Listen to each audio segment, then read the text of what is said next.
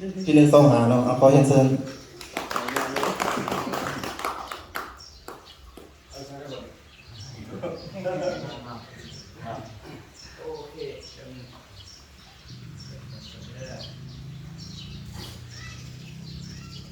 ที่ว่า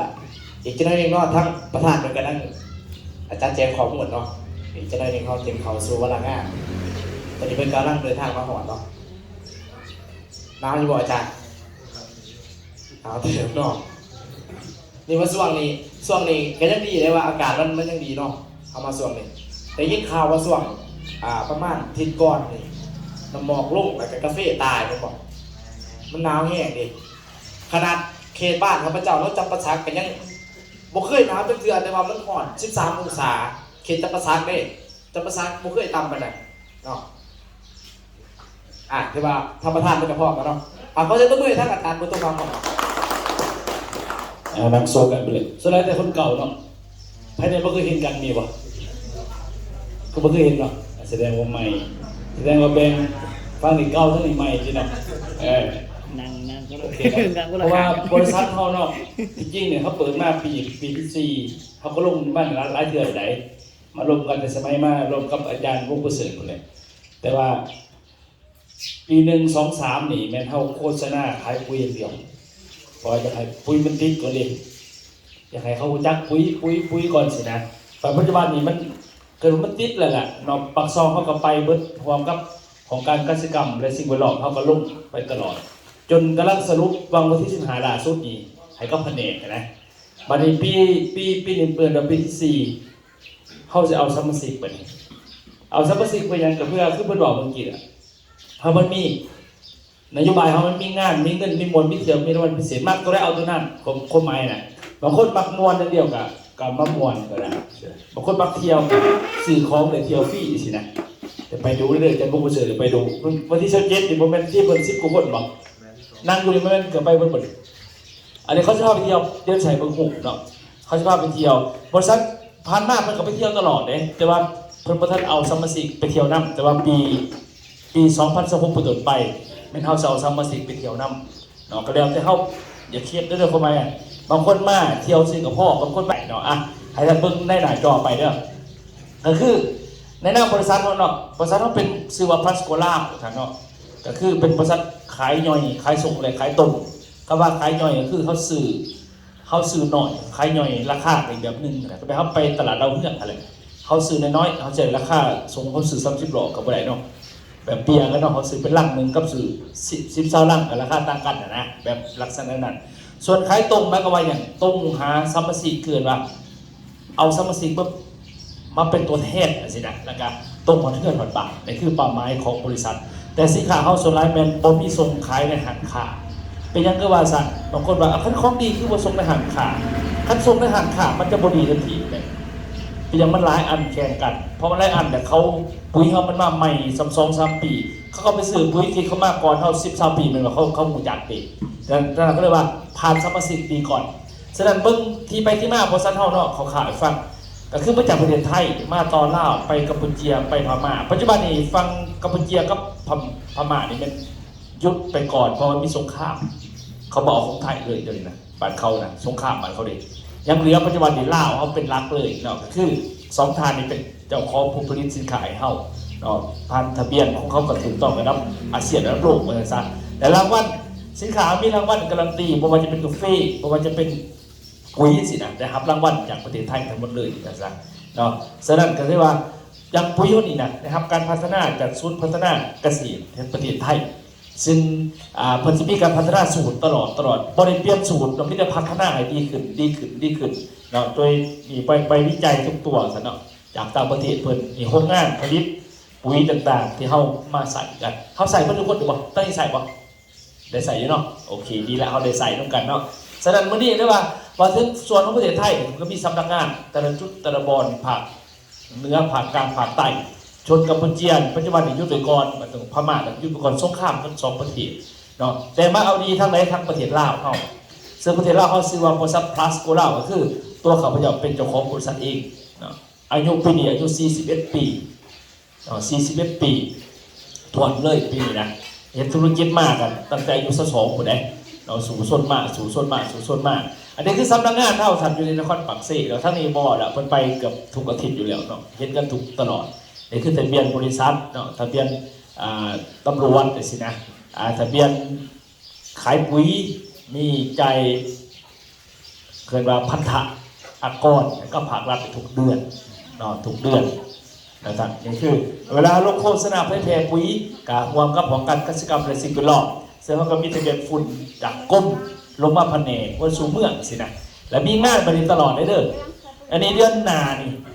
เดือนหน้าเราก็มีงานเนาะเดือนที่2ถ้าแถวเขาจะเสิร์ฟเขาไปอีกทีนึงแล้วอาจารย์มุกประเสริฐผมประเสริฐนำหรือว่าเป็นความงานกันอยู่ห้องแฮมใหญ่กันสิได้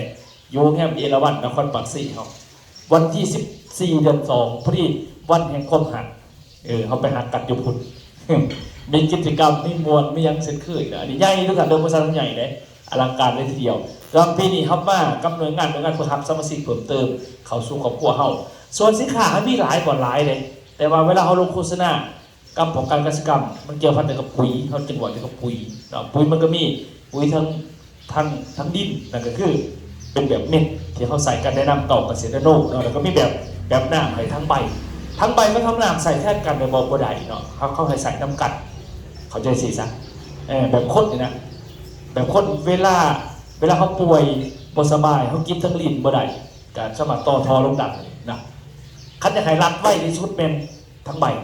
ไว้ที่สุดเลย4 มือ5 มือเห็นผลมันกินได้ไวกว่าส่วนทั้งหากบางที่ดินเท่ายังมีปัญหาอยู่ก็มีสินะดินเขาใส่ปุ๋ยเคมีมันกะต้องใส่ฝนลงมาอีกบอกมันจะเปื่อยเนาะแต่ทั้งใบนี่ได้ไวกว่าแต่ว่าโมเมนต์ว่าบอลใส่คู่กันได้ก็หมายเนาะใส่คู่กันได้คือปุ๋ยเขาเนี่ยส่วนทั้งเม็ดนี่แบบทั้งดินนี่มันใส่สารอาหารครบ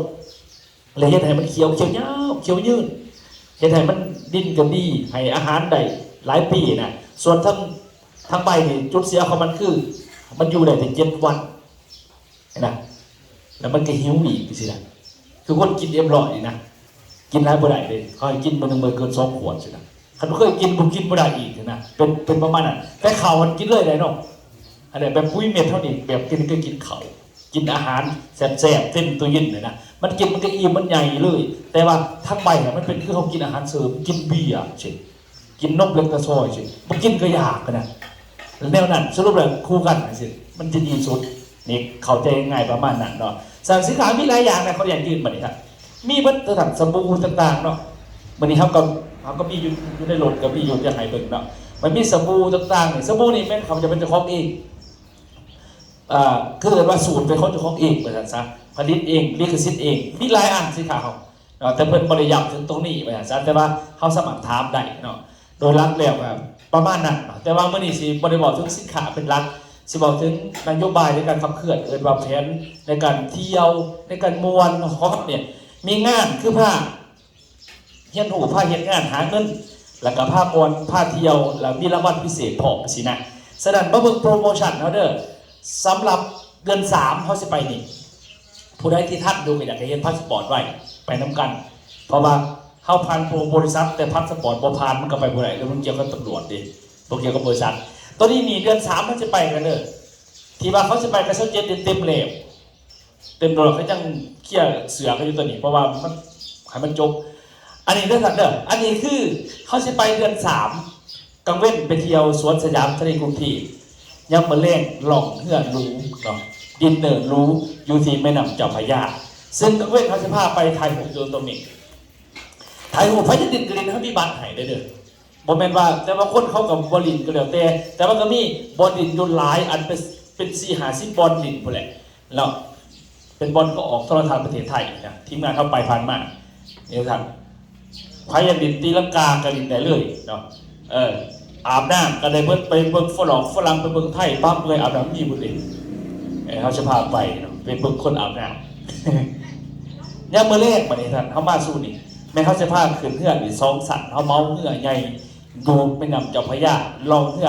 พาเพราะว่าพันมาพามันไปบริภาคผ่านกรุงเทพเป็นเสือเดียบางคนเห็นแต่ในโทรทัศน์แต่วันรอบในเดือน3เขาจะพาในกรุงเทพมหานครเลยเขาในเมืองเลยเขาในเมืองเลย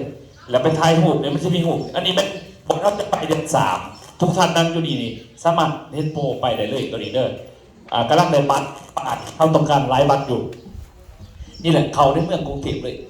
อันนี้เดือน3เนาะเดือน3เขาจะไปกันฉะนั้นทุกท่านอยู่นี่เตรียมปูไปน้ำเนาะเริ่มเก็บปูไปหลดกลับมาจะเที่ยวรอบนี้ก็เป็นข้อก็หนึ่งปูตัวนี้อย่างเดียวเลยอันนี้ตัวเขาจะไปป่ะนี่มืออื่นเนี่ยวันที่27น่ะแถมมีคนข่าวว่าไปกับวันนึงน่ะก็คือเขาไปนี่เนี่ยไปพัทยานี่วันจะพาไปพัทยาไปเมืองพัทยาบนเนี่ยรถบัสทักกัน3 คันรอบนี้รถบัส2 คันไปปุ๊บไปหอดพัทยาเขาจะพาไปบ้านสุขวดีเป็นบ้านมหาเศรษฐีของประเทศไทยเขาเปิดเป็นแหล่งท่องเที่ยวน้องกินข้าวเช้าแล้วเขาไปกินข้าวเที่ยงอยู่นี่เที่ยวอยู่นี่มันมีโชว์มีการแสดงต่างๆอันนี้ก็ให้เบิ่งทั้งนอกเขามาให้ทายทั้งในออกมาพิธีกระสิทธิ์เด็ก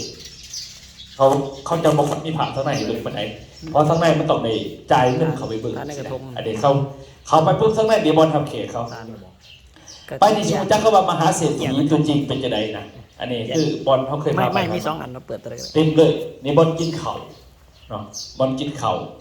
โยบอลเขาจะไปเที่ยวหลังจากไปเที่ยวตัวนี้แล้วเขาก็สิพามาเขาสีจันทร์แล้วก็มาขับเช็คอินห้องแฮมนี่คือบอลนอนมือวันที่28นอนอยู่นี่กินเข่าอยู่ทึ่งนี่ขึ้นลิฟต์ด้วยนี่สูงเลย52 ชั้นแล้วก็เขามีบัตรให้ฟรีให้เขาไปขี่รถไฟออกเมืองนี่เป็นรถไฟมันจะพาไปเบิร์ดออกทะเลสินะอยู่ในหางถ้ามีหายเนี่ยมีรถไฟไหนล่ะเนี่ยบอลไปเที่ยวอันนี้คือวันที่27นี่เดินทางเหมือนกันเนอะแต่นั้นสรุปให้มันเรียบร้อยมาเลยเนาะอันนี้มันไปแล้วมีโซนหน้าพร้อมให้ลินถ้ายังไม่ลินนี่เลยสิภาพไปลินเนาะต่ำสินะม้วนตัวบอลนี่เขาจะไปทำอีที่ออกจากบ้านเขาสู่ธุรกิจแล้วไปเที่ยวเป็นไปนี่แหละเขาจะให้ทุกท่านเห็นเนาะ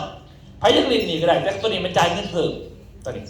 มันจะมีขืนแต่สั่นลงมาสั่นลงแล้วแต่ไม่ลินบริหารเซียว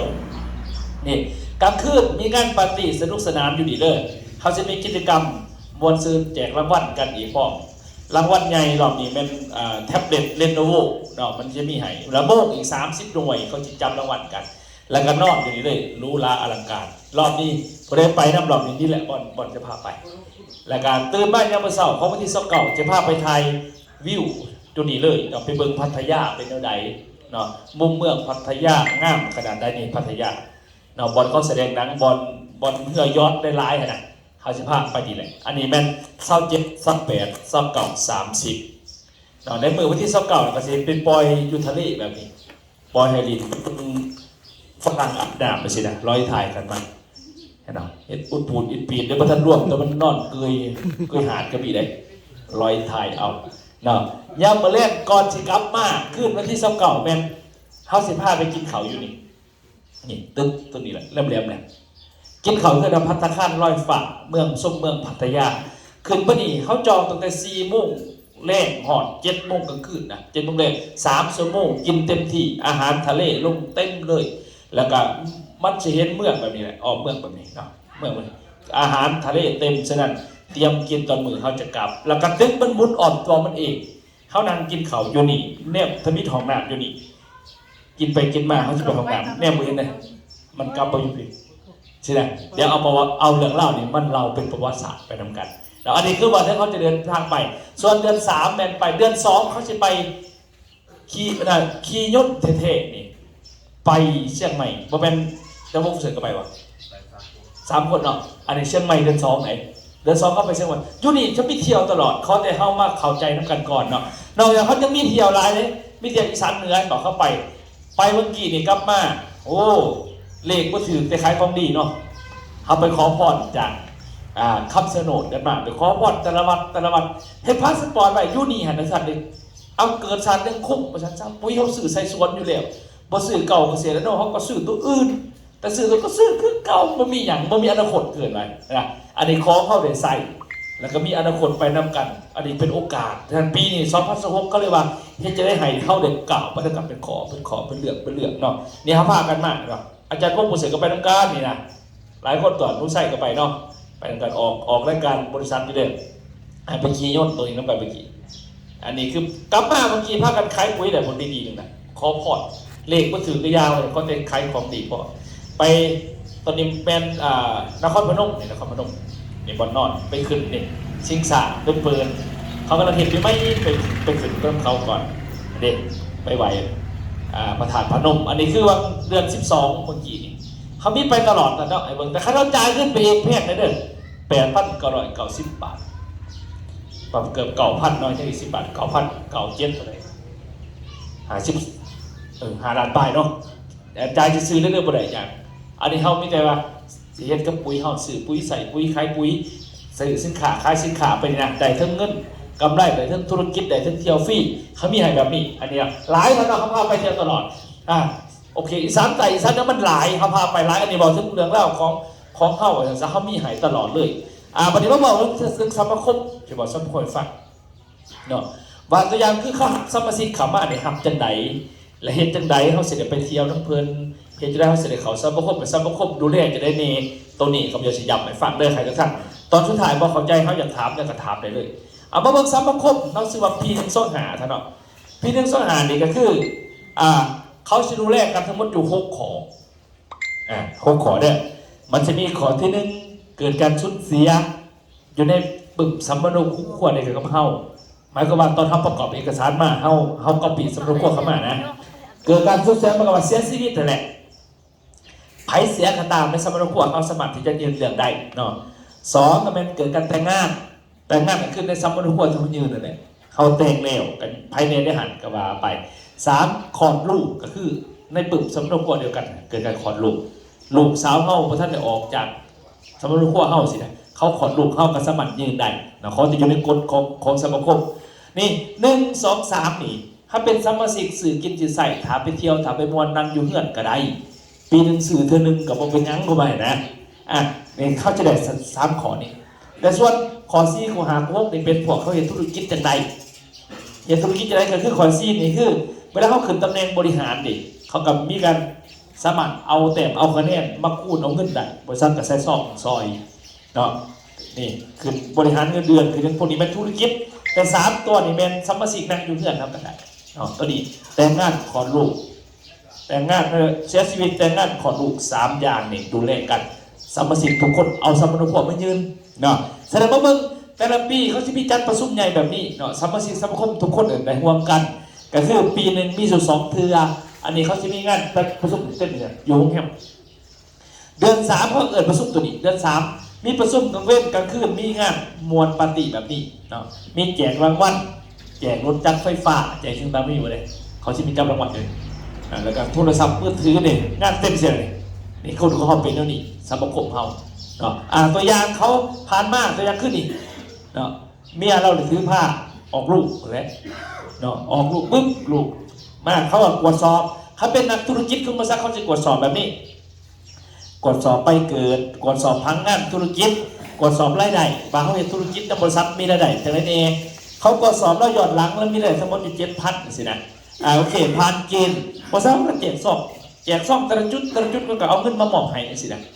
ประมาณนั้นเนาะแล้วก็กรณีนี่เสียชีวิตแล้วก็ไม่เห็นเองหรอกไม่เห็นหนูนี่เลยเขาไปเจ้าเลยเราไม่ยันหูน้ำจนจบจนพันทั้งหมด2 ปีผ่านไปไปเราขี่รถออกกำลังกายรถเหยียบเราตายสินะแล้วก็ลูกเราก็นี่ลูกชายแล้วก็ไม่ยืนเหลืองแท้สินะเขาตรวจสอบโอเคเขามีรายได้จากธุรกิจน้ำพบเรามีได้4,000 บาทสินะเขาตรวจสอบเอกสารการตายมีเรื่องมากดิลูกเรานี่ลูกเราก็ไม่ยืนแท้เนี่ยเขาก็แจกซ่อมแต่ละจุดแล้วก็เฮ็ดงานมอบให้นี่เขาก็มอบเอาหูพอมาเดี๋ยวเขานี่เขาไปจังนะอันนี้คนเมืองคงสิโดนนี่เมืองคงสิโดนอันนี้เขานั่งเนี่ยเขาอยากหลายคนเดี๋ยวเขาจะไปไงนี่คนเดียวไปนั่งเล่ามานั่งฟังเล่ากับไม่บทคือหอนแล้วก็เอาลูกสายร้านเล่าต่างๆมานั่งฟังเท่านี้แหละนี่แต่เล่ามันสมาร์ทเทนน้ำเฮาลูกสาวเราก็มานั่งเบิ่งซื่อตอนนั้นไหนโมเมนต์สิมานั่งไลฟ์เขาจะมาสั่ง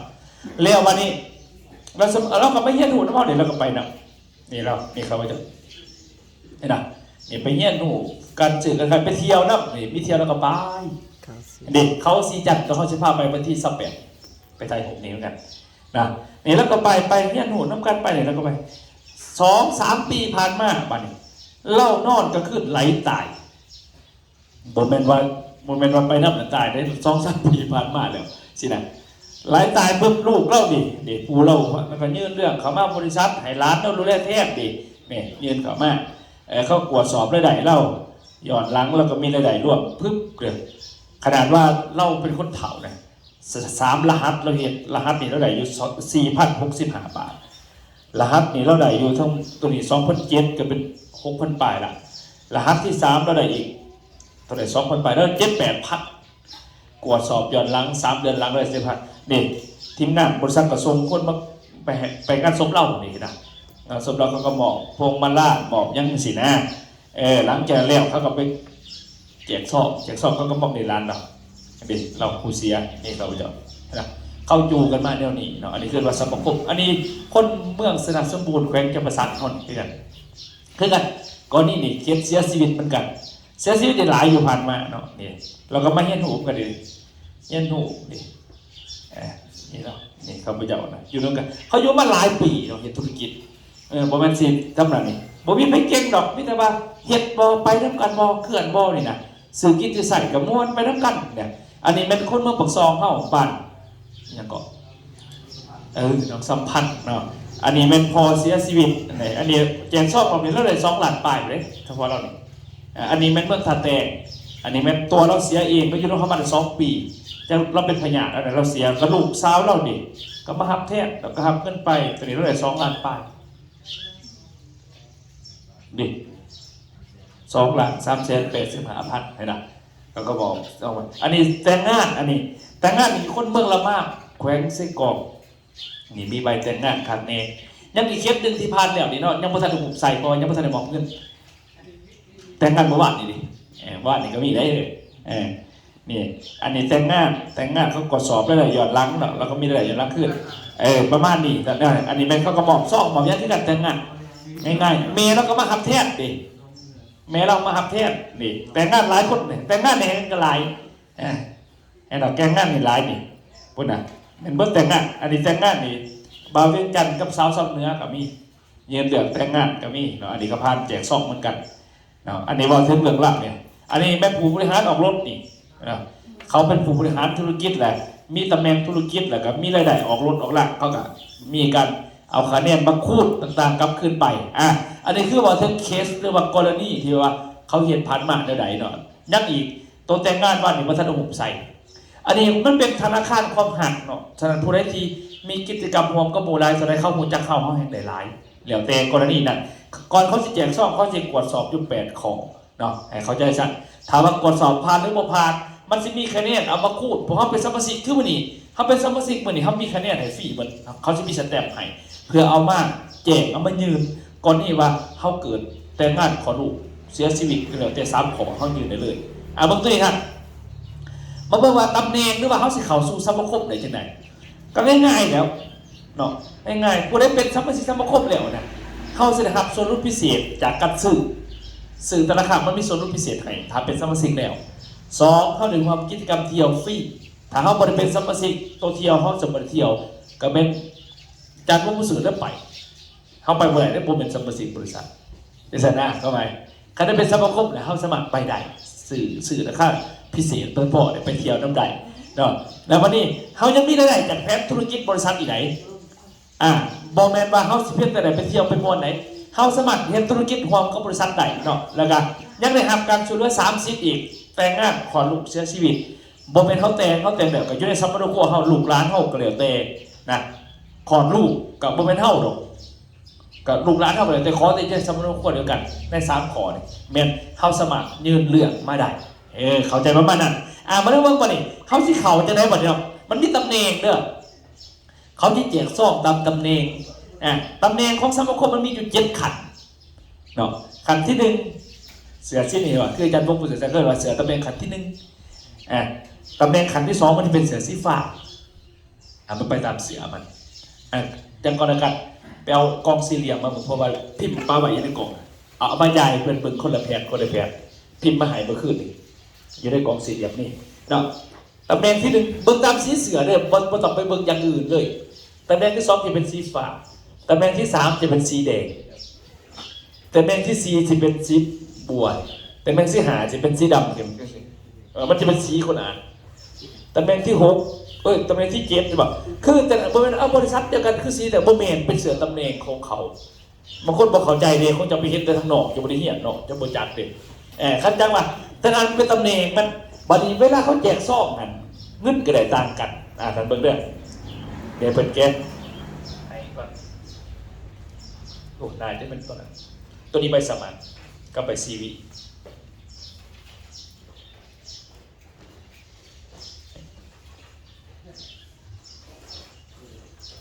โอเคให้เพิ่นคนละใบให้เพิ่นเบิ่งก่อนว่าเพิ่นสิเข้าใจว่าแต่ละอันมันเฮาสิได้หยังเนาะเดี๋ยวยายเพิ่นจะอธิบายฟังแต่ละข้อ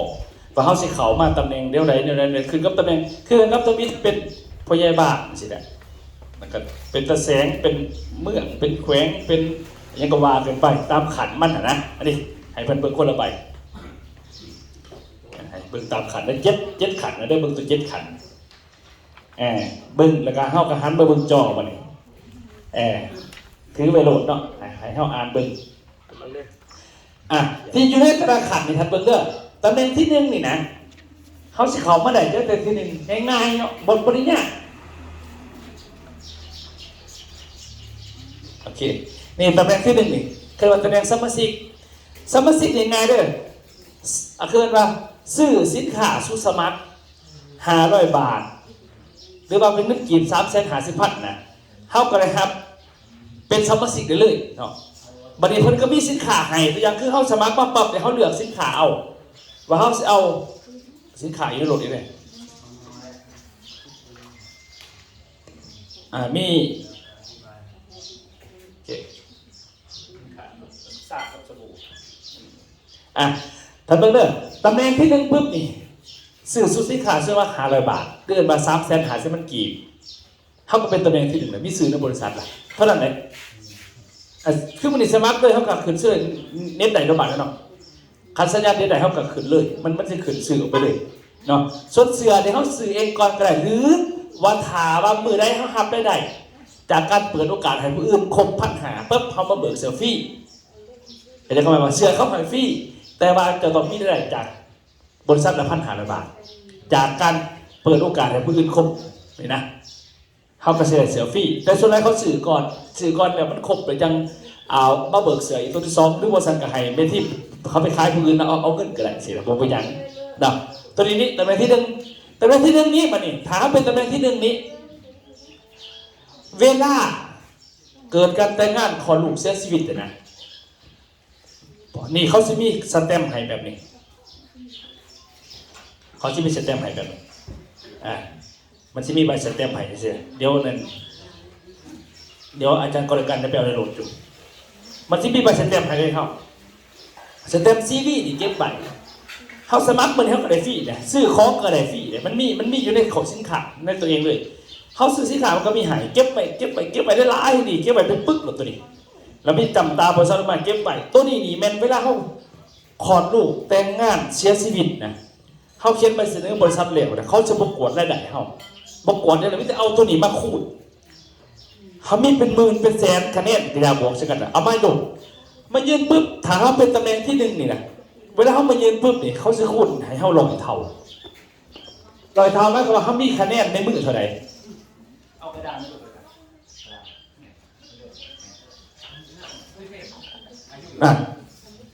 ตัวอย่างว่าเขามีอยู่ในมือเขานี่นะ10,000 คะแนนซีวีนะ10,000 คะแนนซีวีนี่ถ้าว่าเกิดการแต่งงานคนลูกเสื้อที่ปุ๊บถ้าเขาเป็นตำแหน่งที่1กันนะเขาจะคูดให้ลอยเท่าเขากระไดเงินอยู่1 ล้านกีบสินะบริษัทใส่ซองให้เขาเป็นสันนะกรณีว่าเขาเกิดลูกแต่งงานเสียชีวิตเอาคะแนนตัวนี้มาคูดหลุดอย่าให้เสียนะคันเสียปุ๊บแต่มันไม่มีตัวคูดดิคือมันนี่ไพ่สมาเขาขายฟรีคนเก่ามาห่วงเขาขายฟรีคนอาหารชีวิตกดคอมบริษัททีนี้ถ้าเป็นตำแหน่งที่2ต่างไหนถ้าเป็นตำแหน่งที่2นี้เขาบริคูดลอยเท่าเขาคูด2 ลอยเท่าเก็บตัวนี้ไว้เขาจะเป็นตำแหน่งที่เขาคูดตามตำแหน่งเจ้านี้นะเขาจะตำแหน่งหน่อยตำแหน่งที่1นี่เขาจะเป็นตำแหน่งเขาคูดให้ลอยเท่าขั้นตำแหน่งที่2เขาคูด2 ลอยเท่าขั้นตำแหน่งที่3ปุ๊บนี่คูณ3 ลอยเท่าเขาจะเป็นตำแหน่งที่4นี่เบิ่งตามตำแหน่งก่อนเกิดได้เกิดแต่งงานกับลูกศิษย์เขาคูณ5 ลอยเท่า อาจจะเป็นตำแหน่งที่5คูณ600เท่าตำแหน่งที่6นี่คูณ700เท่าขั้นตำแหน่งที่7สุดท้ายตัวนี้มันคูณ1,000เท่าหมายความว่าได้สิเขียนใส่กระดาษให้เบิ่ง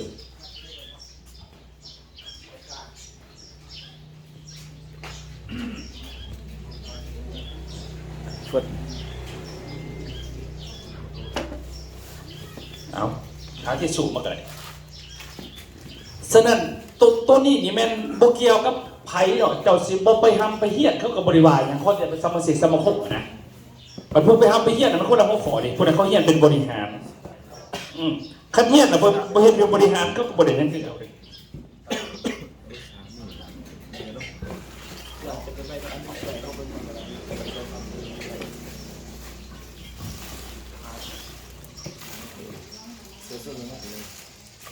แล้วเบิ่งตัวนี้เด้อ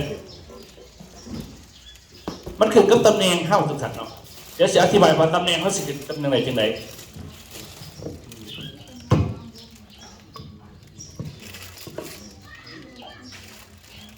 ตัวนี้นี่เก็บไว้เนาะคนเก่ามากคือยังเขาเป็นสมาชิกแล้วสิมื้อนี้เขามีหายคนละ5ชีวิตบ่ฮู้ว่ามันซื้อก็ได้เนาะคันเราซื้อสินค้าก็มีอีกอยู่ในหันว่าซั่นซะสมาชิกใหม่สมัครใหม่ก็ได้เก็บไว้ทุกเทื่อเก็บไว้แค่ในชีวิตบัดนี้เขาสิเบิ่งตามตำแหน่งเฮาสมมุติว่าเขาเก็บไว้หรอปี1 2 ปี 3 ปีก็บ่เป็นหยังเข้ามาเนี่ยแต่ยังเขามีไว้ซะส่วน1 10,000 CV นะเขาเก็บไว้โลดเก็บไว้หลายๆเด้อมื้อนี้สิมีให้ทุกคนเด้อเก็บเด้อบัดนี้10,000 CV นี่สมมุติว่าเฮาเป็นตำแหน่งตัวที่1นะเสียซีหมดตำแหน่งตัวนั้นเวลาเขาเกิดแต่งงานคนลูกชีวิตเขาเจอตัวอย่างว่าของพวกเขาเนาะเขามีที่เก็บตัวนี้เขาอยู่เหือนเขาไม่ได้ไปเฮียนเขาบอกเป็นหยังเขาไม่ได้ว่าหยังตัวนี้สังคมนี่นะตัวอย่างว่าเฮ้ยลูกสาวคอยเอาผัวสินะ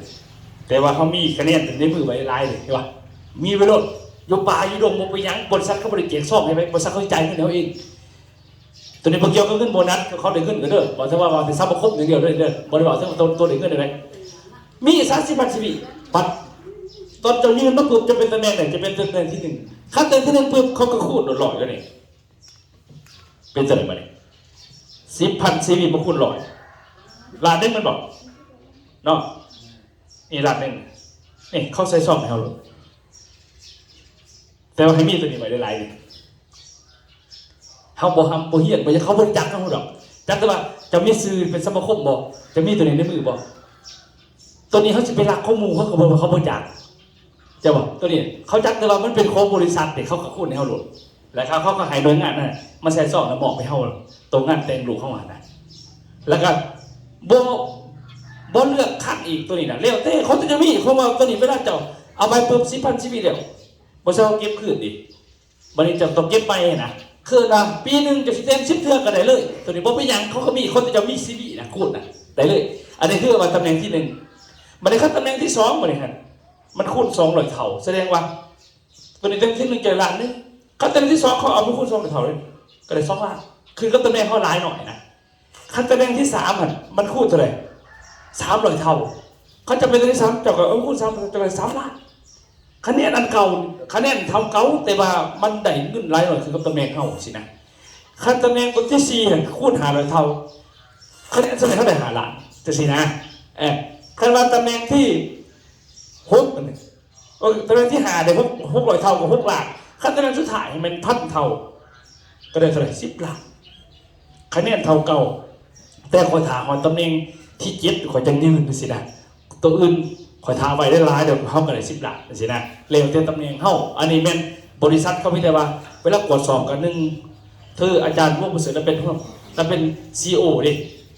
รายทางหรือเป็นผู้หน่วยเขาก็จะเอาผลพอพันมีอาจารย์เนี่ยจะถือกระจับใหม่เพิ่นอยู่เนาะแล้วคือ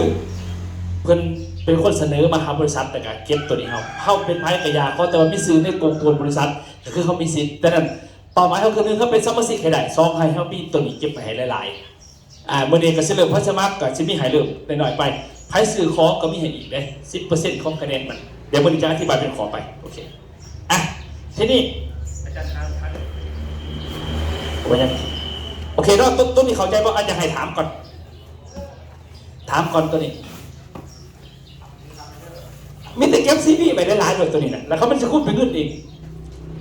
ตัวนี้พวกเกี่ยวกับธุรกิจเด้ขายปุ๋ยขยายปุ๋ยขยายสรรพสิ่งประทันได้บอกถึงเลยดิบอกแต่บางเงินสมาคมอย่างเดียวจากคะแนนตัวนี้นะแต่มันจะเกิดขึ้นเก่าขึ้นในเฮาตัวมาว่าเกิดแต่งงานขอลูกเสียชีวิต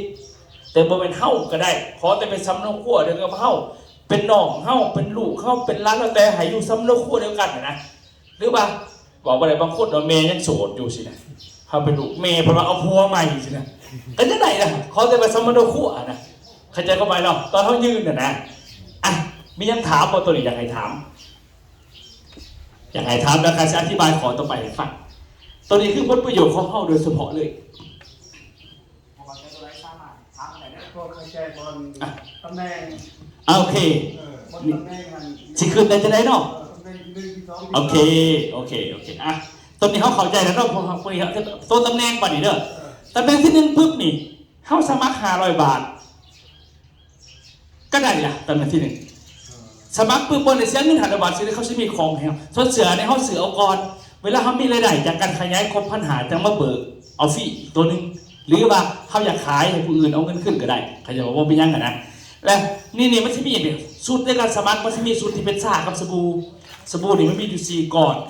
แล้วก็ขั้นซ่ามันมีอยู่2 กล่องเอาไงคือซ่าเนี่ยเขาขายกันเนาะคู่นึงเนี่ยมันอันนึงมันถือ590 บาท1,000 กว่ามันถึงเพราะมัน700,000 กว่ากีบแต่ขั้นสมัครไม่ได้300,000 หาเขาให้เฮาเนี่ย2 กล่องใช่ไหมเขาก็เป็นสมาชิกคนที่1แล้วหรือเขาจะเอาอีกกล่องนึงจะเอาสบู่2ก็ได้ใช่ไหมนี่คือเกิดว่าเขาสมัครเขามาเขานี่ได้ของแล้วก็ได้เป็นที่1เลยเท่านั้นแหละซื้อกับมันนี่เอาเขาเลยมันนี่หาเฮ็ดในโทรศัพท์ผมเลยโดดเขานั่งเฮ็ดดูนี่แหละเลยดีไปเลยขอ1ง่ายๆขอ2มันนี่ตำแหน่งที่2เลยเนาะข้าเราจะขึ้นที่2เลยจะได้เขาเป็นตัวนี้ก่อนแล้วเขาซื้อสินค้าใส่ซื้อปุ๋ยที่ยังก็เรียกแต่สะสมไปอ่ะนะมันมีคะแนนมันซื้อครบ250 คะแนนพี่นี่ปุ๊บมือใดตำแหน่งนี่ขึ้นโหลดเท่านั้นบ่ได้มีแรงอยากเลยเมียนแล้วเอาตามคะแนนมาดูแล้วมันเมื่อวันนี้ตำแหน่งที่3มันนี่ข้าเจ้าจะขึ้นที่3เฮาซื้อสิค่ะไปเที่ยวกันบริษัทเธอหนึ่งไปเที่ยวแล้วเขาซื้อหนึ่งกันนะตำแหน่งนี่ขึ้นโหลดเท่านั้นได้เที่ยวได้ม่วนได้ยังเพิ่งพอตำแหน่งขึ้นพอไปนี่ตำแหน่งที่3มาตำแหน่งที่4เที่ยวอีกตำแหน่งที่2ได้ขึ้นอีกตำแหน่งเท่านั้นแหละผมมีอย่างเงี้ยส่วนเสียในเขาสื่อเองก่อนจังคอยเวลาเขาได้เงินใครครบเขายังมาเบิกขึ้นเท่านี้แหละง่ายๆนี่มันจะบอกตำหนิเนาะบัดนี้เขาเป็นตำแหน่งนี่เขาจะขามมานี่เลยก็ได้กระโดดเกย์เขาขามเลยก็ได้บ่เป็นยังบ่แม่นว่าต้องไปตามขันเขาจะบอกขันเขาเบิ่งตามนี่เลยเขาเบิ่งตามฟังนี่เลยดูได้เจี๋ยมีอยู่นี่เบิ่งตามเงินใครนี่ให้บอกสมัครมา500 บาทปุ๊บเลยว่ะเขาซื้อคะแนนใส่ซื้อมือนี่เลยก็คืนเลยเด้อซื้อตัวนี้เขาก็จะแบบเขาลงทะเบียนตัวเลือกกันได้ผมไม่ยังเพราะว่าเดือน3นี่เขาสิประชุมกันที่ตำแหน่งประชุมนี่นี่หรือว่าเขาจะขึ้นคนจะไปเที่ยวเดือน3เขาซื้อปุ๋ยเลยจักต้นไปเที่ยว3 ต้นบอก3 ต้นปุ๋ยเขาจะไปแปลงไงพี่น้องใส่ไปขายมันจะเข้าเขาไม่ได้ว่าอย่างแต่ซื้อหน้าเขาดิซื้อหน้าเขา3 ต้นปุ๊บเขาเป็นตำแหน่งตึงอยู่เลยเขาก็เลยไปเที่ยวแต่ว่าปุ๋ยเห็นหน่อยเขาบอกสิใส่เพราะเขาทำหนึ่งขายให้มูก็เลยแต่ตีนะมันเหลือของเขาดิให้ดิเขาก็ขึ้นตำแหน่งนี้เขาซื้อ6 ต้นเขาก็ขึ้นตำแหน่งนี้เลยถ้าได้เที่ยว2 คนเป็นสินะก็ได้ดิมันขึ้นตามนี้เลยมันขึ้นตามขันมันเนี่ยโอเคประมาณนั้นตอนนี้เขามาบอกกันเขาจะบอกตำแหน่ง1 2 3ให้ฟังก่อนเนาะซุ่มนี่จะคอยบอกทีหลังแต่ว่าบอก1 2 3นี่ตรงมันจะเป็นเงินอะไรก่อนแต่ว่าเข้าใจแล้วเนาะขึ้นตำแหน่งจะโอเคแสดงว่าง่ายๆเนาะว่าเขาจะฟังแต่ถึงเป็นเองแต่ถึงดีด้วยเราอะอ่ะทีนี้เขามาเข้าใจสมาคมเหมือนออกมาวันนี้อย่างไรเขาคือตำแหน่งหนึ่งคะแนนซีบีพิจารณาที่เก็บต่อไปเขาสื่อปุ๋ยสื่อยังบัญชีมีหายเขาเบิดเลยไปตัวนี้เก็บไปหาทงหนึ่งเก็บไปหลดปี2 ปี3 ปีเก็บไปเป็นแสนคะแนนเองดีพอเวลาเกิดเนี่ยขึ้นเอาตัวนี้มาขุดเกิดเนี่ยขึ้นก็แต่งงานขอลูกเสียสิแต่ส่วนเงินโบนัสฐานคนละอันคนละขอกันเด้อมันไม่นั่นเดียวกันตัวนี้บอกถึงสมาคมอย่างเดียวอ่ะมาเบิ่งบานี่สมมติว่าสิบอกถึงธุรกิจบานี่สมมติว่าเขาเป็นตำแหน่งเร็วนะเขาสิเห็นธุรกิจได้จะไหนบางตัวนี่เอา3 ขันเมื่อกี้เด้อบริษัทที่มีเงินให้เขาได้เลยอ่ะนี่3 ขันเมื่อกี้แต่เขาบอกเมื่อกี้เนาะเสียเอา3 ขันนี่นะตัวไอ้ไปถาม จะเอาตำแหน่งที่1ตำแหน่ง2ตำแหน่ง3เนาะจาก7ขอเนาะเอา3มาบอกก่อนเด้อได้เงินได้ดิเขาเป็นธุรกิจกับบริษัทได้เลยตำแหน่งที่1สมัคร500เนี่ยก็หาเฮ็ดธุรกิจได้แล้วเห็นบ้างเด้อตำแหน่งที่2เนี่ยก็หาเฮ็ดธุรกิจได้แล้วตำแหน่งที่3เฮ็ดธุรกิจได้แล้ว3อันนี้เด้ออ่านคำเรียกว่าตัวหนึ่งก่อนภายสมัคร500วันนี้ปุ๊บสมัครเฮ็ดธุรกิจได้เลยได้เงินจากธุรกิจแบบนี้เด้ออ่ะเขาเป็นตำแหน่งนี้เขาจะได้รับค่าเปิดโอกาสให้ผู้อื่นมาเป็นสมาคมน้ำเขาตัวนั้นก็อ่านปุ๊บสมัครมาแล้วปั๊บเฮ้ยไอ้เปิดโอกาสให้เขาต้องมาเป็นด้วยกันเพื่อมือนึงจะเก็บเต็มแบบเขานี่แหละไปเดียวกันแหละบริษัทเขาใช้เงินเท่า30%ค่าใครค่าเปิดโอกาสผู้อื่นไอ้ซื้อยัง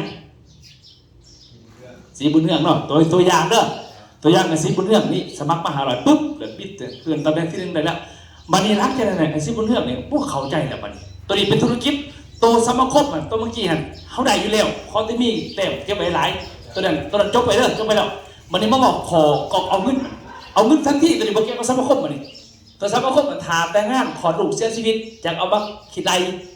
แต่ว่าตัวนี้เอาเงินเลยบันนี้บอกเกี่ยวกันกับสมาคมเลยขอเท่าเห็นได้จ่ายเป็นมือเกิดบันนี้จ่ายบันนี้เลยสินะอ่ะตัวอย่างนี้ไอ้ซิบุญเฮือกเป็นไอ้ซิบุญเฮือกเป็นสมัคร500 บาทนี่แหละมาจะมีนี่นะเพราะท่านเป็นตำแหน่งขึ้นล็อกนะไอ้ชิบุญเป็นน้ำเถาฟ้าในน้ำเถาแดงในน้ำเถาเหลืองในน้ำเถาเขียวน้ำแล้วบุคคลอีกเขาเป็นตำแหน่งคือเขาตำแหน่งสีเสือกันนี่บริษัทก็หาย150 บาทเลยจากคนแต่ในน้ำเถาแดงเป็นเข้าได้ด้วยนี่150 บาทหรือ10 บาทเขาในน้ำสีสัมภาระเขาได้1,500เขาลงทุนได้500ก็ได้ของไปใส่ฟรีในเงิน1,500ดูสินะธุรกิจนะเนี่ยขนาดนั้น50 คนเขาก็ได้7,500ในน้ำ100 คนเขาก็ได้15,000เลี้ยวเต้ก็นี่เขาในน้ำอีกอันนี้คือตำแหน่งตัวนี้เห็นหรอตำแหน่งเสือนี่ที่1เนี่ยได้แต่แนะนำตำแหน่งเดียวกันขออื่นบ่ได้เข้าใจนะเขาไหมนะบัดนี้มาเบิ่งตำแหน่งที่2เสือสีฟ้าบัดนี้ด้วยสีฟ้าตุ๊บเอาโอเคบอกพอท่านจบตัวนี้จบไปแล้วบัดนี้ตำแหน่งตัวที่1นี่เดี๋ยวนี้เขาเปิดให้ผู้ได้เป็นสมาคมตำแหน่งที่1เลยเต้สามารถเฮ็ดโครงการเงินเดือนได้เลยโครงการเงินเดือนนี่สำหรับมื้อนี้ฮอด26นี่นะเขามีของแถมเพิ่มโครงการเงินเดือนแบบไหนตัวอย่างเขาสมัคร500 บาทเนี่ยเขาเฮ็ดโครงการเงินเดือนก็ได้โครงการเงินเดือนคือเขาเป็นเกิดว่าเฮ็ดโครงการหาเงินเก่าวินาบริษัทเขาจะให้เงินเดือนร่วม120 ล้านกีบก็คือเดือนหนึ่ง2 ล้านแล้วแต่เงินเรามันจะถึงเดือนหนึ่ง2,950 บาทแต่มันเพชรสูงกว่านี้ก็ถึง2 ล้านปลายเขาใส่เราทุกเดือนโครงการละ10 เดือนแต่สลังคืออาจารย์พวกประเสริฐเราไหนดิคุณเขาจะมีเงินเดือนทุกวันที่เท่าไรของเจ้าตัวนี้คนเจ้าใดทุกวันที่เท่าไรเงินเดือนเจ้าเรื่องเบิ้งหักใดมากนะเตี้ยเจ้าไหนเนาะตัวนี้คืออันนี้เงินเดือนอันนี้สมาชิกที่เป็นเสื่อมม่วงเนี่ยสมัครไม่ได้500เขาให้โครงการนี้เลยก็ได้แล้วก็ทุกๆเดือนที่เป็นมือเท่าเห็นสัญญาณนะเขาจะมีเงินเดือนโอนให้เขาคือเราเห็นโครงการเงินเดือนแต่บริษัทสมาชิกต่อไปต้องเป็นสมาชิกสมาคมเก็บได้เขาใจสินี่หลายคนนั่นอันนี้เป็นทาเตงอันนี้เป็นเนี่ยก็ปทุมพรอันนี้เป็นบัตรหอยเต้าน้องบอลเท่านี้นะเห็นลายนี่ไม่ปกติอันนี้ก็เงินเดือนเพื่อนเนาะเห็นนั่งเงินกันหลายคนตัวคำพูดกับโครงการเงินเดือนเพื่อนอันนี้คือผู้ได้เขาสมาชิกตำแหน่งที่1กับสมัครเหตุโครงการเงินเดือนได้เลยบริษัทนอนวันนี้ปกตินี่เฮ็ดจะได้เขาสื่อของหาเมืองเก่าก็คือสื่อโครงการปุ้ยหนามหาเมืองเก่าแต่ได้ของมากมันเป็น100,000 บาทเป็นแสนเนาะประมาณ100,000 กว่าบาทได้ของมานะวันนี้เขาแสดงเงินเดือนทุกเดือนหนึ่ง2 ล้านนะทุกเดือน10 เดือนติดต่อกันแต่ว่าเฉพาะภายในเดือนนี้นะแต่นี่หอยไปที่26นี่ผู้ใดลงโครงการในระหว่างตัวนี้เขาพิเศษกันลงแบบอาจารย์สตรีใส่อีก1 ตัวให้ฟรี2บัดนี้ให้เที่ยวฟรีอีก1 ที่นั่งตรงไปลองเนื้อหันแล้วก็3เป็นให้มุ่งอีก2 หน่วยหนึ่ง 2,000 กว่าบาทกับเพื่อนเกือบ6,000 แหละมุ่งไม่ยิ่งก็มุ่งผู้ชายอีกสำหรับคนในโครงการเลยคนเก่าลงสั่งก็ได้คนใหม่ลงเดี๋ยวเตะหอด26เด้อให้แต่หาโครงการไม่ว่าหาโครงการมากกว่าตัวแถมเที่ยวนี่นะตัวแถมโม่งนะเข้าใจป่ะตัวลงแต่ให้เป็นเงินเดือนนี่เบนมีให้ตลอดลงเอาเงินเดือนจะซื้อมีให้ตลอดเข้าใจป่ะ แต่ว่าไอ้ตัวหาคนนี่ตัวเขาสิพิษนี่คือโครงการเที่ยวกับโครงการโม่นั้นน่าเห็นป่ะอันนี้บอกมันจะมีเงินเดือนให้แบบนี้อันนี้คือแบบตำแหน่งที่1ก็ได้แหละขอแต่เขาเห็นโครงการง่ายๆนะผมมีเนี่ยมีเงินเดือนให้พอเด้ออันนี้คือโครงการเงินเดือนเดือนหนึ่ง2 หลักที่ต่อกัน10 เดือนในโครงการปุ๋ยเขาซื้อมาใส่สวนหรือเขาไปขายเขาก็ได้เงินคืนง่ายๆหนึ่งตอนนี้ตำแหน่งที่1ตำแหน่งที่2มาดิอาชีพของเราเบอร์ที่2เด้อนี่เขาเป็นเสือสีฟ้ามาดิเด้อเขาตำแหน่งเสือสีฟ้าเขาได้ยังเขาได้ค่าลิขสิทธิ์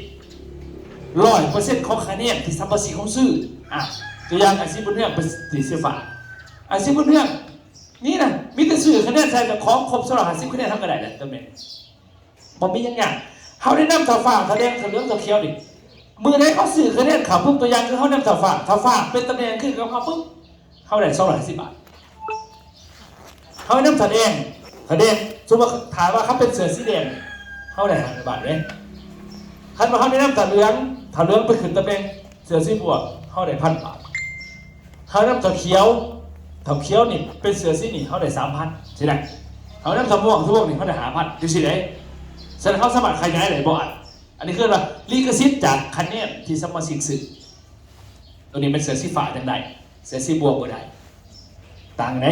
เห็นหรอตำแหน่งสูงมันก็มีของเปิดขึ้นแต่ว่าเสือสีฟ้าสามารถได้แบบเสือสีบวกได้ตัวใดเข้าได้นะแต่ว่าตำแหน่งมันสูงเลยมันเบิ่งตำแหน่งตัวที่3เป็นเสือสีแดงนี่ตัวเสือสีแดงไม่ได้บริหารตัวนี้มันเมื่อเขามีสมาชิกขึ้นมาหลายเขาแนะนำฟังซ้ายนี่เป็นเท่าฝ้าฟังขวากันฝ้าบัดนี้ผู้ฝ้านี่เขาก็ขยายของเขาเองดอกเขาบ่ได้ส่วนว่าอะไรเขาดูแลแต่2 คนนี่พ่อหมอนี่ก็มีของเขานี่หมอนี่มีของเขานี่เดี๋ยวแต่เขาเบิ่งตามที่เสือนะแต่ละคนก็หมอนี่ก็มีของเขาเองก็แล้วแต่หมอนี่ก็เขาเข้าใจเขาก็ไปของเขาเองดอกนี่นะแล้วแต่เขากวดสอบใส่โทรศัพท์ว่ามันเป็นคนเขาบอกมันที่จักในโทรศัพท์ทุกคนเนี่ยผู้นี้เขาก็มีของเขาเป็นตนเป็นตัวสางเขาเองเขาไม่ต้องพูดฝ่ายเขาดอกเขาเห็นเองผู้นี้เขาไปเหี้ยเรื่องของเขาเป็นผู้นี้พ่อเขาสิเป็นเรื่องของเขาเขาต้องเป็นผู้หน้าเขาหลังจากแล้วบานี้ผู้นี้เขาก็มีของเขาต่อบานี้เขาซื้อสินค้าบานี้เขาซื้อปุ๋ยไปเที่ยวเขาซื้อเขาเองดอกบัดพอเขาซื้อปุ๊บมันมีคะแนนในสินค้าผู้นี้ก็ซื้อ10 คนเราก็ซื้อร่วมกันปุ๊บขึ้นมาคะแนนมันมี1,250สวัสดิ์ฟังแต่สื่อร่วมกันปุ๊บ1,250เฮ้านี่บริจาคมาเขาสื่อที่จะเบิกโทรศัพท์เขาได้เงิน1,000 บาทโอนเข้าบัญชีสินะค่าบริหารกลุ่มคนคือ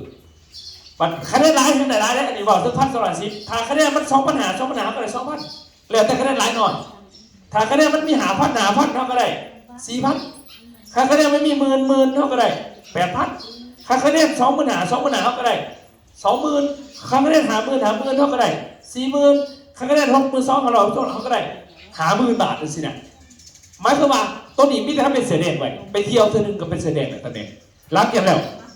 หาสายหาขวาให้เขาได้ไปเที่ยวขึ้นกับเขาแล้วเขาก็มีกลุ่มคนแล้วเขาก็ได้เงินต้นนี้ขอที่3แต่ถ้ามันเป็นเสือแดงบ่ได้เขาขอนี้ไอ้เราเรียนมาธุรกิจตัวนี้ก็คือซื้อปุ๋ยขายปุ๋ยสิแล้วสิมีกำไรกันต่างหากบอกเกี่ยวกันนั้น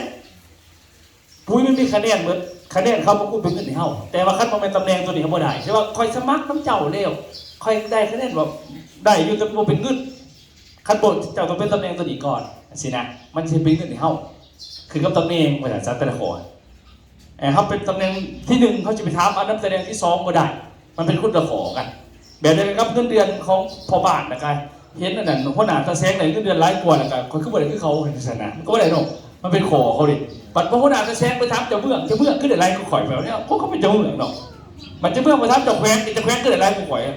อยากให้พยาบาลเขาก็เจ้าแขวงบ่ได้หรอกมันเป็นขอมันเนี่ยนะมันเป็นขอไปเห็นป่ะมีไหมมียังถามขอดีป่ะถามป่ะโอเคตัวสมาคมมันได้ปกติแต่จบไปเดี๋ยวตัวนี้บอกถึงผลประโยชน์ทางธุรกิจว่าเขาสิเกิดขึ้นจะได้เองอันนี้คือบอกถึงผลประโยชน์ของเขาสามารถส่งมอบให้ลูกให้หลานได้เดี๋ยวเตะเนาะขอเต็มเขามีคะแนนขึ้นมามันได้เป็นขึ้นหลุดยังไงอันนี้คือบอกถึงผลประโยชน์ของธุรกิจเขาเอาซื้อขายธุรกิจให้ลูกให้หลานได้แต่งงานขอลูกเสียชีวิตส่งให้ลูกหลานได้เนาะกับพวกเป็นยัง ธุรกิจกระทรวงมอบให้ลูกร้านใดที่กันสบายโอเคเนาะอันนี้เขาแค่ขอนิพันไปแล้วโอเคทีนี้เขาบอกถึงเนาะบอกถึงว่าคือยังธุรกิจเขาสร้างมากเนาะบางคนก็คิดว่าเป็นไปไหนบอเอาไงคือข้าพเจ้าเนาะเราเรื่องเล่าจากความฟังบางคนคือว่าเจ้าของบริษัทนั่นคือซิมีมาก่อนสินะข้าพเจ้านี่เป็นคนเมืองพุทธทองบ้านช่องคอนเมืองพุทธทองเพราะจะประสานกับอาชีพเจ้าหน้าเนาะแต่ว่าเฮ็ดธุรกิจมาแต่อายุ2 ปีนี่อันนี้อาจารย์ชันตีขลังหาหนองทรายจะเทศอยู่เลยนี่เราชันตีเป็นยังไง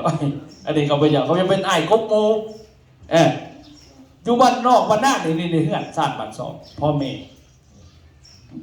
ก็อยู่ก็มาดอกมาได้กับคู่มือนี่มันผ่านมาวันเดียว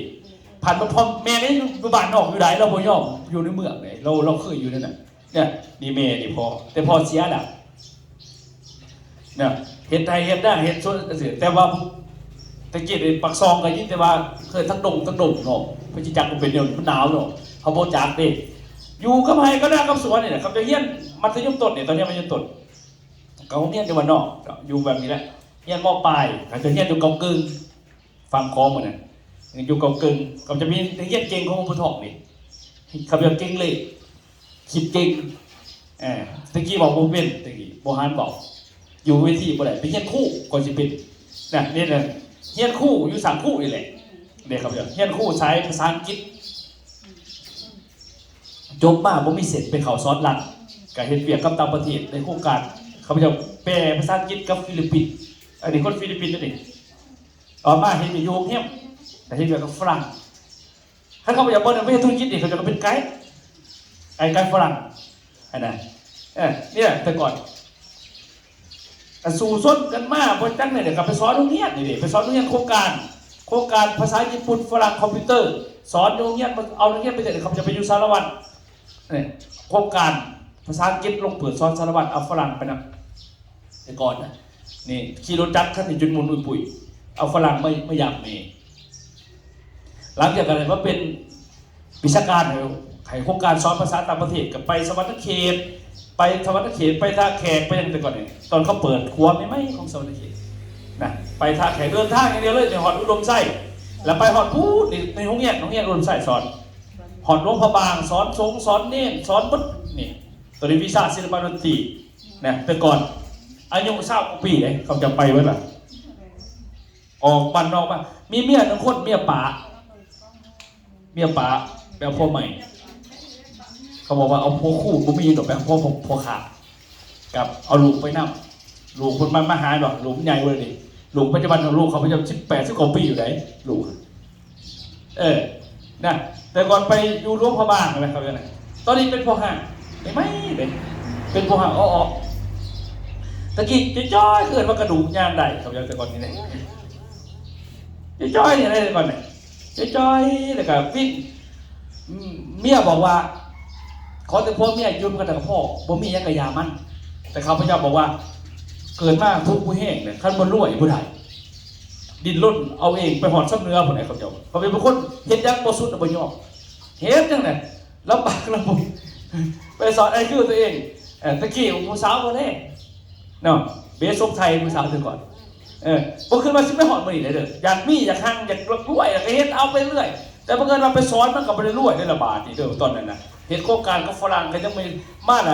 มาเขียนปึกขายผมอยากเขียนปึกภาษาอังกฤษขายเลยเขียนปึกภาษาอังกฤษทั้งหมดอยู่4 สูตรตรงไหนนี่ปึกภาษาอังกฤษนี่เขาจะเป็นคนเขียนเองผ่านหอสมุดศึกษา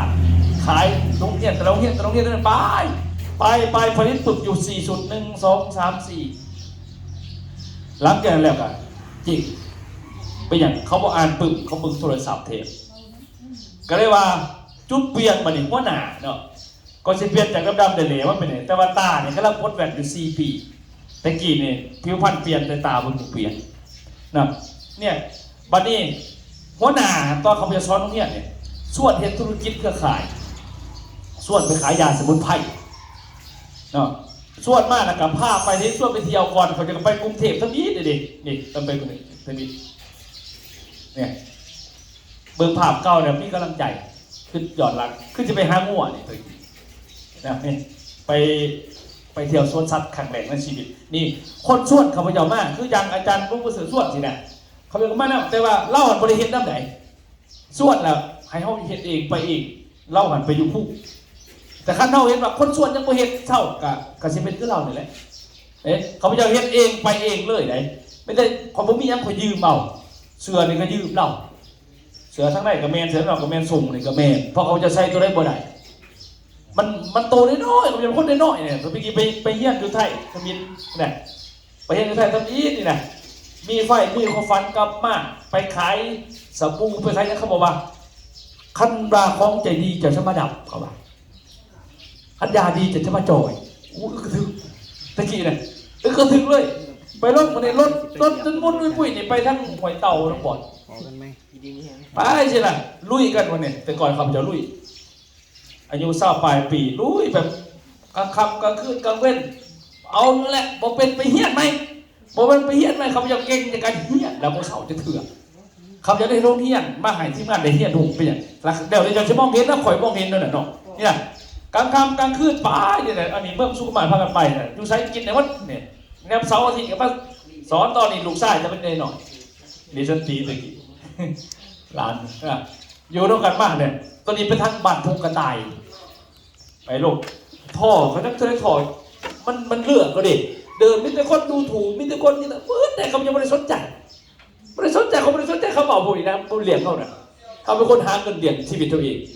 แล้วก็ซิยูยังซ้ำนี่ว่าจะดิเมียกับป้าพวกเองเลยตอนนั้นเมียป้าเข้าไปเลยแล้วก็มันไม่มียังต้องเลือกเลยเขาไม่แต่เดินน่ะคัดศาสตร์นี่บอสเด็จเอาไพ่เป็นหลักเอาพระพุทธเจ้าเป็นหลักเจ้าชายเจ้าทะเพิ่นเดินเดียวเนี่ย6 ปีดิหาทางให้มันบิด6 ปีจนบรรลุแล้วจะมาบอกหมู่ลองเบิ่งจะ6 ปีข้าบ่ได้ยังจังสิหาวิธีใหม่ตอนนั้นนะตั้งใจอย่างเดียวไปผ่านดงคนเป่าพืชนินทาเขาไม่สนใจชาตินี้คอยจะขอไปมันได้เห็นมันเห็นไพ่สิบายยังคอยบ่จักฝึกเจ้าของเองเนี่ยแต่ก่อนก็เลยว่าจากจุดนี้เนี่ยเท่านั้นจะว่าธุรกิจมันเปลี่ยนได้เด้อเขาพเจ้าก็ออกจากนี่มันกันบ่มีผู้ใดสำเร็จก่อนตัดจะพิเศษอยู่ไทยตะกี้เป็นคู่เนาะเขาว่าพิษกันหมอกกันเมืองเนี่ยก็แม่นต่อแล้วก็พี่น้องเขาพเจ้าก็ว่าเฮ้ยเหี้ยนมากจนเมื่อยว่าจะฝากน้องฝากนุ่งเขาว่าสุดท้ายมากไปเป็นขี่ขาไทยข้าจะสิบ่ต้องเหี้ยนก็ได้เขาว่าจะสิได้พี่น้องเขาพเจ้าลายเนี่ยเขาจะบริสุทธิ์ใจจะเรื่องของผู้เจ้าชีวิตคอยเดินหน้าอย่างเดียวไปเหี้ยนในประเทศไทยเดี๋ยวไปเหี้ยนเนี่ยไปเหี้ยนสมัยนั้นใครว่าดกมาไม่ไหมไปเหี้ยนเนี่ยโตจะจ้อยเดี๋ยวกับอย่างเนี่ยอาการเป่าไม้ข้าทำได้ข้าต้องสำเร็จข้าต้องทำได้สินะเขาสอนเอาน่ะตะกี้น่ะบัดนี้เบาบ่เป็นเสื้อในการโตนึงตัวได้30 บาทเองเสื้อเขาใบใส่เสื้อสูทเด็กมันมีตัดสูทป่ะพวกเขายังงามบัดนี้มันเป็นสิเด็ดยืดเสื้อต้องเขตเลยนะเสื้อต้องเขตไทยแบบยืดรีดก็ไม่ได้เนี่ยฝึกก็เลยฝึกสานก็เลยสานเดินเลยอายแล้วก็ต้องเห็นเขาหายใจยังเห็นฝึกเด็กไปก่อนนะฝึกไปเฮียนพูดผ่ากลางประเทศไทยยืนตัวหนาคนดูบึ้งหายโมฝึกดูสิได้กันเลยบุ้ยเป็นมากกำเนิดดอกเฮียนบัดหูบัดเนี่ยคนไปเฮียนมาเนี่ยร่างอย่างนี้สักทีไปก่อนแต่ก่อนเนี่ยพากันบืนสางมากบอกสักวันเนี่ยผ่าจักบัดกับอย่างเฮียนแล้วก็เฮียนไปบางคนมือนี่ไปเห็นแต่แมนแน่เลยมันแมนดอกคอยบริบอกเห็นแนวดังเลยคอยยากจะเท่าไหร่บืนมากนะซ้ำเสื่อมากอันนี้แม่นจะไม่หัวจักกับผู้นี้เป็นเอื้อเนี่ยเขาพยายามปัจจุบันตะกี้เนี่ยเขาพยายามเป็นเคยเราเป็นคนเก่งในธุรกิจดิมาปืนพันกับไทยนั่งเป็นดาราในธุรกิจแต่เริ่มดารามันพัฒนาจากคนหัวจักอย่างหมาที่ขนมง่ามาเหลือปืนเขาไม่มีความสนใจเลยมันผ่านมาเป็นขอมาสุดท้ายมากับน้องสาวเราก็เลยเป็นแฟนกันกับน้องสาวเพิ่นกับเมียปัจจุบันนี่เห็นไหมจากนั้นเขาก็เลยเป็นเคยนครหลวงหาหน้าเรื่องของมันมันเคยนครหลวงมันกดดันบาดนี่เมียเฮียนจงเวียดนามมาบอกไปเหตุการณ์เนี่ยอยู่ในกับพัวอย่างเดียวบาดนี้ขั้นตัวมีเขาก็สิว่าตัดข้อเจตุรกิจอย่างเดียวบาดนี้ได้บาดนั้นเด้อก็เลยเปลี่ยนชีวิตใหม่บาดนี้เปลี่ยนไปทางแต่ก่อนเขาบอกว่าเงาะปลากับรจนาเขาเปลี่ยนแต่ก่อนโมคูพเนียนจบไปได้เหมือนกันขณะเขาแต่งงานกันแล้วโมคูยังบอกว่าวาสนาเจ้าเนาะเขาว่าคนผู้จบผู้ง่าเหมือนว่าผู้บ่าวยังกระจีบอะไรบัตรสิไม่ได้จังซี่เขาว่าจังสันไหน มันก็มือที่เห็นขึ้นเอ้ยพัวใจจะงามคือเก่าพัวกูไปแล้วครับว่าเห็นหรอมันต่างกันเลยเนี่ยแต่ก่อนเนี่ยบุกปืนเขาจะบุกปืนมากแต่จะบอกว่าเส้นทางเดินธุรกิจนี่มันเห็นไหนมันทุกคนบอเป็นคนเขาเห็นบ่อยนะเขาบ้าพ่อบ่อยนะเขาจะใส่นักการบัตรเนี่ยเดินซ้ายพร้อมเนี่ยไปน้ำกันนี่มรดกพอเท่าไห่มาก3 เดือนหลดเดือนไหนเขาดึงขึ้นมันจะได้โดดเลยโล่งเวียงบาทเนี่ยเขาจะเป็นเนี่ยไปวันนี้ไปอยู่ไทยเนยในบ้านซองกับบอยู่พี่น้องก็บอกเขาไม่สนใจเนี่ยนี่พ่อใดขึ้นเนยแต่คอเมียไปจากขี้ย่นเถื่อนหนึ่งอาจารย์ก็ขี้ย่นบอกครั้งแรกพี่น้องแสดงมาครับจากครั้งแรกเราเนี่ยจะพาไปให้มันจื้อจำเลยคนเน่าทาได้เฮิร์นบินครั้งหนึ่งเดินมันจะเฮิร์นบินตลอดแต่จำเลยบ่มีผู้ใดลงต่ำขอแต่มันขึ้นจากเถื่อนหนึ่งนี่คือชีวิตเป็นเขาจะพานมากเนี่ยจริงๆหลังจากชีวิตเขาจะไปใช้กับขี้จะย่นเขาจะมันเหินขาจะคืนหนึ่งเนี่ยให้มันได้เห็นญาติผีกับไปยุ่งกับผีดีไปนี่เขาจะไปลุยเอากับผีไปเลยญาติผีอยู่จนเศร้าญาติผีอยู่ทุกคนเลยโมเมนต์อะไรมีแต่5 ปีเขาจะอยู่กับโมเมนต์เดียวเนี่ย5 ปีไปทุกปีไปอยู่กับผีนี่บัดนี้ค่าขายก็เริ่มดีขึ้นเริ่มพัฒนาตาก็เริ่มเปลี่ยนแล้วบัดนี้คนเราไม่ได้กินดิได้กินไว้ว่าจากนั้นแล้วเมียเขาเป็นคนโบหัวแม่กับให้กินยาสมุนไพรมาเนี่ยเขาจะสมุนไพรนี่ทางเดินสมุนไพรมันดูแลคนเสื่อมบ่แม่นดูแลโรคมีเสื่อคันมีเสื่อโรคไปพบหมอคันบ่มีเสื่อโรคเขาบ่อยากให้เสื่อมบ่อยากให้เท้าไว้บ่อยากให้ไว้ว่าตับไตใส่พุกเขาเสื่อมมันเป็นโรคนั่นคนเสื่อมนั่นโรคเบาหวานโรคประดงเสียบ่ให้มันเกิดขึ้นใส่สมุนไพรบำบัดถ้าดูแลอย่างอื่นดูแลบ่ได้จำเป็นแหละไปพบหมอคือว่าต้องเป็นเสื่อมีเสื่อจะคอยได้คันบ่มีเสื่อกับผู้ป่วยผู้สาวคือเก่าในร่างกายเขาจะกินสมุนไพรมากจะไม่ปีอยู่กับมันมากแต่ว่าตาเนี่ยเพิ่งมาปล่อย4 ปีหลังเนี่ยที่กินกับเป็นไซแวนเนี่ยกาแฟกาแฟตัวคาเฟ่เนี่ยข้อเขาเนี่ยมันสามารถที่จะแก้ปัญหาดวงตาได้ให้กินเรื่อยๆไปซ่าเนี่ยกันนี่ซ่าตัวก็กาแฟนี่มันทำตัวคุ้นคล้ายๆกันตัวนี้เด้อแต่ว่าต่างตัวจะเขาสามารถกินก่อนนอนได้นอนรับดีนะเขาจะกินคู่มือคู่คืนตัวนี้กินได้เรื่อยๆบ่เป็นบัตรช่วงนี้นะกินก่อนนอนได้แต่ขั้นกาแฟบางคนนึกว่ากินก่อนนอนเดี๋ยวว่านอนบ่ได้บางคนบ่เคยกินนะเขากินซ่าในเทศมันกินได้หลายเนี่ยเขาพยายามดูมากปั๊บเปลี่ยนแต่ของจากนี่เดี๋ยวก่อนปั๊บเปลี่ยนมากเดี๋ยวมันเปลี่ยนไปเรื่อยแต่ว่าตาเนี่ยก็ต้องปน4 ปีก็จะบอกเขาจะบอกเลยเนี่ยตั้งแต่เขาจะไปเฮี้ยนมาเนี่ยก่อนจะมาเป็นบริษัทพัดก็เล่าไปเด้อเขาจะไปอยู่ไทย4 ปีไปเฮี้ยนธุรกิจการค้ามีใบประกาศมากเลยสื่อผู้อบรมมากครับเมย์จากขายตรงประเทศไทยนี่ไปเฮี้ยนประเทศไทยมากเฮี้ยนประเทศไทยเพราะฉะนั้นพอเฮี้ยนเรื่องสินค้าเขาจะไปสอบกับปุ๋ยอยู่4 โรงงานเนี่ยเฮี้ยนออนหลอกก็ได้กับเฮี้ยนผ่านโทรทัศน์คนไหนเฮี้ยนขี่ยนต์ไปเฮี้ยนในพวกมันไปเฮี้ยนคือหมู่เนี่ยจากบักเกจอยบักดำจนมันผ่านไปหมดเลยหลายปีผ่านมาเฮี้ยนคู่มือเฮี้ยนคู่วันคู่เดือนเขาไปเห็นตอนนี้ก็ไม่เห็นแล้วมันจอดรับของผมไปดูดิเนี่ยออกรายการตลอดไปเฮี้ยนปุ๋ยนี่4 โรงงานเอาตัวนี้ดีตัวนี้บ่ดีเดี๋ยวจะได้โรงงาน1 โรงงานเขาผลิตปุ๋ยอยู่ 1,000 กว่ากาบ่มีปุ๋ยได้ดีลื่นกันดอกท่านโรงงานมันผลิตทุกกาต่างแต่ว่าไผมีความหูกับมันซื่อๆบ่แม่นว่าปุ๋ยกาดีกาดีบ่แม่นโรงงานนึงมันจะผลิตทุกกาดิมันบ่เกี่ยวกันมันเกี่ยวกับว่าบริษัทจ้างเขาผลิตเขาจะต้องไปอยู่4 โรงงานเคมีก็อยู่อินทรีย์ก็อยู่ชีวภาพก็อยู่บุ๊กนี่บอลแรงเขาเอาขี้เกียร์มาเป็นผลิตแต่มันแพงนะเด้อปุ๋ยพวกนี้ต้องหากิโลกรัม1,000 กว่าบาทเขาจะขายไปก่อนคู่มือในซ้ำนี่ราคาเนาะ50 กิโลมีแต่600,000 ปลายจะมาถึงวะ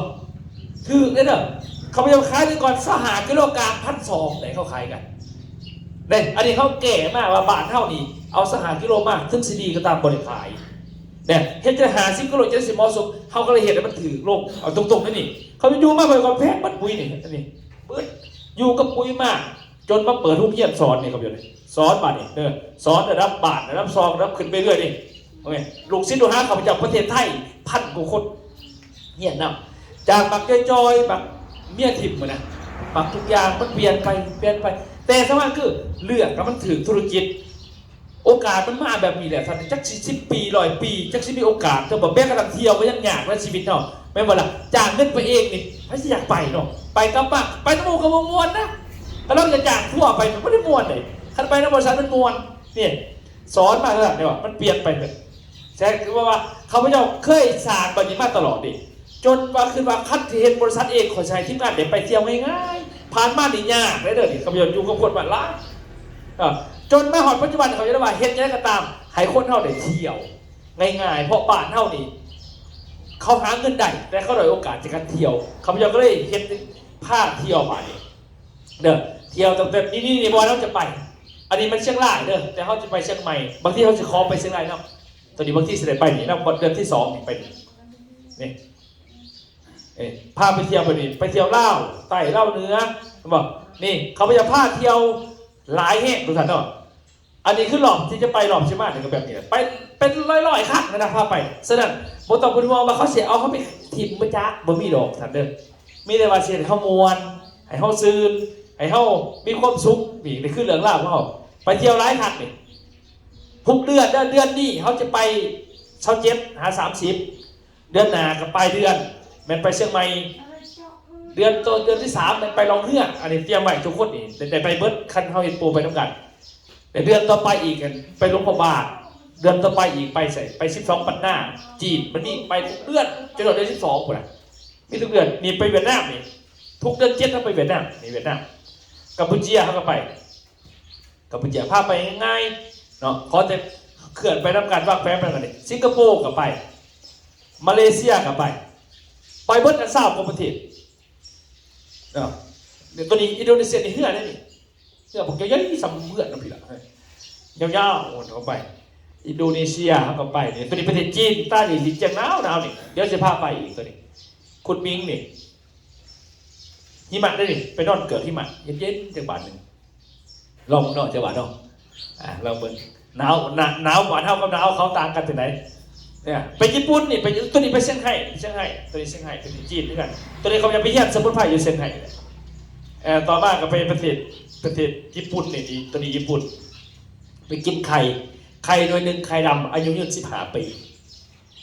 เดี๋ยวกินแพ็คหนึ่งก็จะเป็นตายง่ายหรอกใช่ปะ อันนี้ไปกินอันนี้ไปลินหิมะได้ดิแปลว่าเกิดมาสักที่มันสุดนะมันสุดสักบาทหนึ่งดูใบทมทะเลเห็ดเมือกมันก็ไปมาแหละย่นอันดับ1ของโลกไปลุยทะเลทรายไปขี่อูฐไปขี่ตัวอูฐย่ำก็ขึ้นเลยครับเรอูฐนี่ตูนถ้าก็ไปขี่อูฐ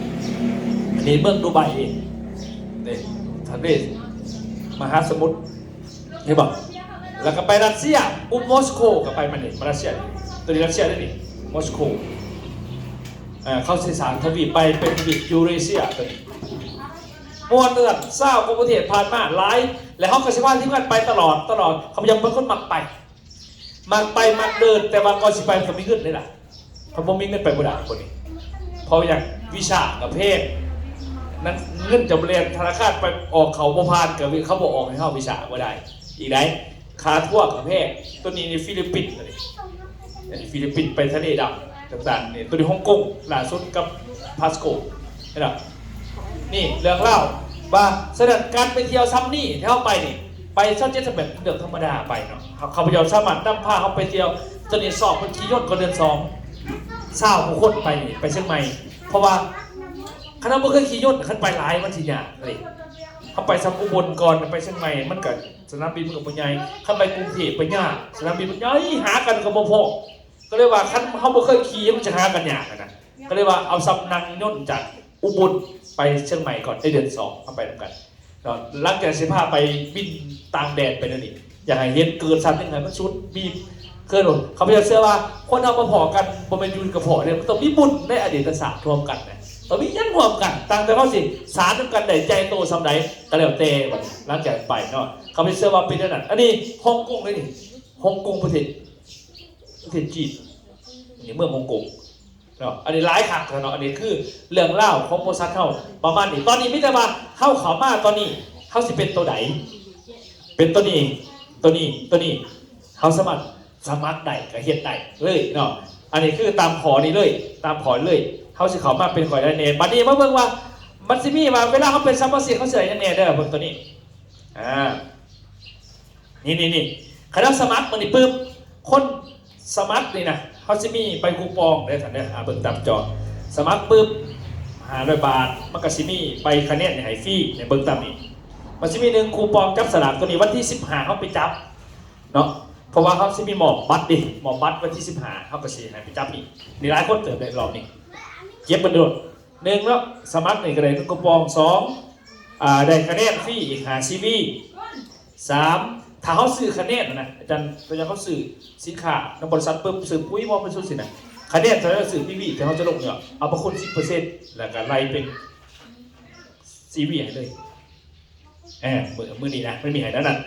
แล้วก็คนเก่าเขาว่าห่วมในกระไดคนอาหารซีบีแต่การซื้อยังกระตำซื้อเสื้อซื้อยังกระตำเขามีคูปองให้เฉพาะงานเซ็นเตอร์เบิ่งตามนี้ไม่แต่ว่า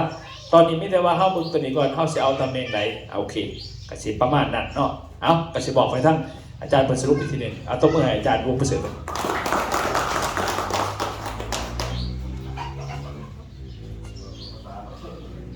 เดี๋ยวจะจบนะสิเตรียมเขียนไปให้มันบริสุทธิ์สมัครอะไรเดี๋ยว ประมาณนั้นเลยเราไปโลก็ไปย้อก็เรียน มีใบสมัครคือเลย ทำเลยคือทำคนละแบบคือชอบคือทำเช่นนั้นถ้าเราต้องมาว่ามีคนไหนเรื่องก็บ้านเนี่ยก็เรื่องดู เขียนเลยออกเลยแล้วนี่ลงซื้อเลยแล้วนี่ผมมีอย่างนี้ไปสมัครสมัครผมเลยปั๊บเราคือลงเลย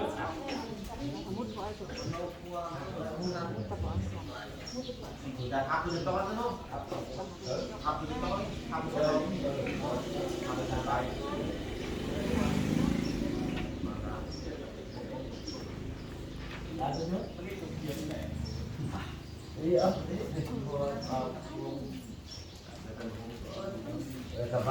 ลย